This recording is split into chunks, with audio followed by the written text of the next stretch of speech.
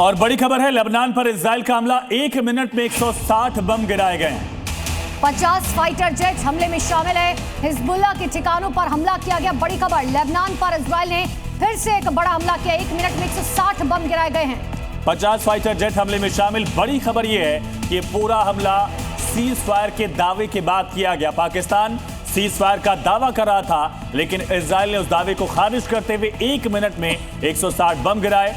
254 Lebanese लोगों की मौत हुई है। इसमें हिजबुल्लाह के लड़ाके भी मारे गए और 400 से ज्यादा लोग घायल हुए। तस्वीरें आप देखिए, तबाही चारों तरफ पसरी हुई है। और इसी बीच एक और बड़ी खबर आपको बता दें, सीज फायर पर ईरान ने अब सवाल उठा दिए हैं। ईरान ने कहा 10 में से 3 शर्तों का उल्लंघन हुआ है।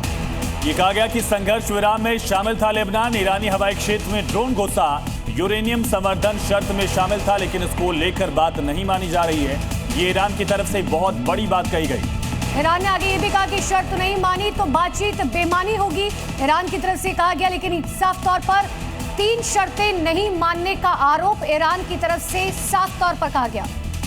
अब समझिए कि बातचीत फंस क्यों गई है। बातचीत से पहले ही विवाद और ज्यादा बढ़ता क्यों जा रहा है, ये ग्राफिक्स के जरिए आपको समझाते हैं। दरअसल ईरान सीज फायर करने के लिए 10 सूत्री प्रस्ताव रखा गया था, जिसे युद्ध रोकने का आधार माना जा रहा था।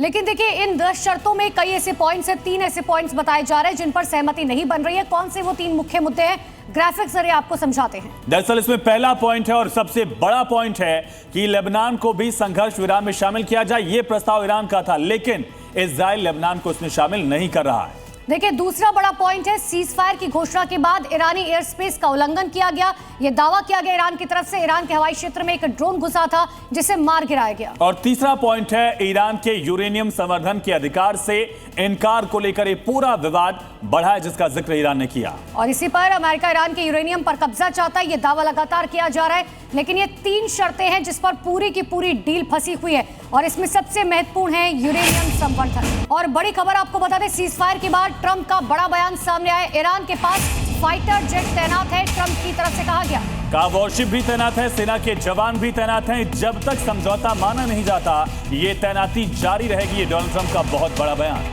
समझौता नहीं हुआ तो फिर से हमले होंगे, डोनाल्ड ट्रंप ने कहा। और ये भी कहा, अमेरिका इज बैक। तो बड़ी जानकारी आपको दे रहे ट्रंप का ये बड़ा बयान, जिसमें उन्होंने साफ तौर पर कहा हमारी आर्मी भी तैनात है, नेवी शिप्स भी तैनात है। जब तक समझौता नहीं होगा तब तक तैनाती इसी तरीके से जारी रहेगी। पीट हेगसेथ ने भी कहा था कि हम युद्ध के लिए तैयार हैं। अब डोनाल्ड ट्रंप की तरफ से भी ये बड़ा बयान दिया गया।